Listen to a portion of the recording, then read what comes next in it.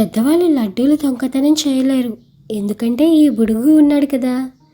నేనే బుడుగుని, అంటే నేనే అన్నమాట. ఈ పెద్దవాళ్ళు ఉన్నారే, వాళ్ళకి ఏమీ తెలీదు, అంతా వాళ్ళకే తెలుసని భలే బిల్డప్ ఇస్తారు. మొన్న ఏమైందంటే, మా ఇంటికి ఎవరో చుట్టాలు వచ్చారు. వాళ్ళు వస్తే మా అమ్మ భలే స్వీట్లు చేసింది.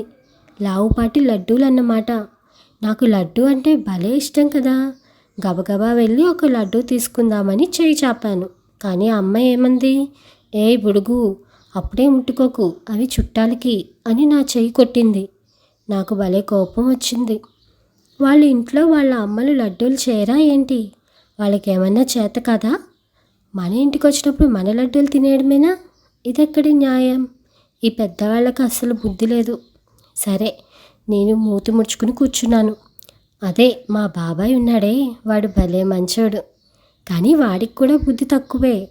హాల్లో ఆ చుట్టాలు నాన్నతో ఏవో పెద్ద పెద్ద మాటలు మాట్లాడుకుంటూ సోది పెడుతుంటే బాబాయ్ మెల్లగా చడి చప్పుడు కాకుండా వంటింట్లోకి వెళ్ళాడు. నేను మెల్లగా వాడి వెనకాలే వెళ్ళాను. బాబాయ్ డబ్బా మూత తీసి ఒక పెద్ద లడ్డూని నోట్లో వేసుకున్నాడు. అంతే, నేను ఒక్కసారిగా దగ్గాను.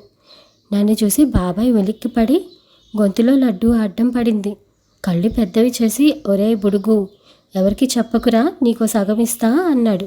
సగం ఇస్తే నేనెందుకు ఊరుకుంటాను? నేను భలే తెలివైన వాడిని కదా.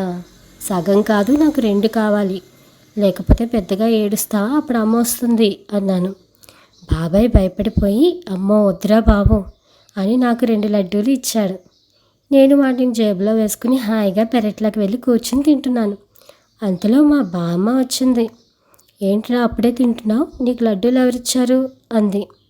పెద్దవాళ్ళతో అబద్ధాలు ఆడకూడదు కదా, అందుకని నిజం చెప్పేశాను. బాబాయ్ డబ్బాలోంచి దొంగతనం చేసి నేను ఏడుస్తానని నాకు 2 ఇచ్చాడు బామ్మ అన్నాను. అంతే, బామ్మ కోపంగా లోపలికి వెళ్ళింది. వెళ్తూ వెళ్తూ బాబాయ్ చేయి పట్టుకుని లాక్కుంటూ వంటింట్లోకి తీసుకెళ్ళింది. బాబాయ్ నన్ను చూసి పళ్ళు కొరుకుతున్నాడు. నేనేం చేశాను? అబద్ధం ఆడకూడదని పెద్దవాళ్లే చెప్పారు. నిజం చెప్తే వాళ్ళకే కోపం వస్తుంది. పెద్దవాళ్ళు అసలు బాలేరేంటో. వాళ్ళకి లడ్డూలు దొంగతనం చేయడం రాదు, దాచుకోవడం కూడా రాదు.